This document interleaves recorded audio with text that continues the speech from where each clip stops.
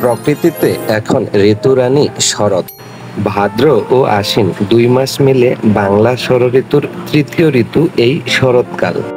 উত্তরা দক্ষিণ স্টেশন থেকে নেমেই গা ঘেঁষে পূর্ব দিকে যে রাস্তাটি গেছে কিছু দূর গেলে আপনারা দেখতে পাবেন গোলচক্কর।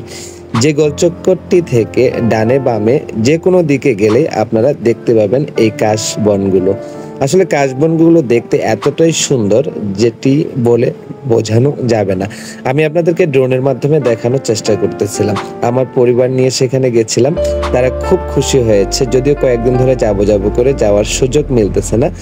আমরা ঠিক শেষ সন্ধ্যার আগ মুহূর্তে সেখানে পৌঁছেছিলাম, তাই সব জায়গায় ঘুরে দেখতে পারিনি, তবে আবারও যাব ইনশাআল্লাহ। সেখানে নিভিন গিয়ে অনেক খুশি হয়েছে, সে অনেক জায়গা হেঁটেছে, যদিও তার খুব ভালো লেগেছে। আমারও খুব ভালো লেগেছে তাদেরকে এইটুকু সময় উপভোগ করানোর জন্য। তবে সাবধান, যারা যাবেন তারা বেশি ফাঁকা জায়গায় যাবেন না, যে কোনো ধরনের দুর্ঘটনা ঘটে যেতে পারে, কেননা সব দিকেই ফাঁকা জায়গা, দুষ্কৃতিকারীরা যে কোনো ধরনের ক্ষতি করে বসতে পারে। তাই লোকালয়ের মধ্যেই এই কাশবন ভ্রমণ করা আমার পক্ষে উত্তম।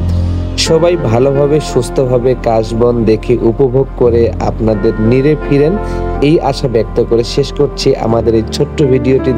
সবাই ভালো থাকবেন। আসসালামু আলাইকুম। আবারও ভিডিও পেতে লাইক দিয়ে সাথে থাকুন।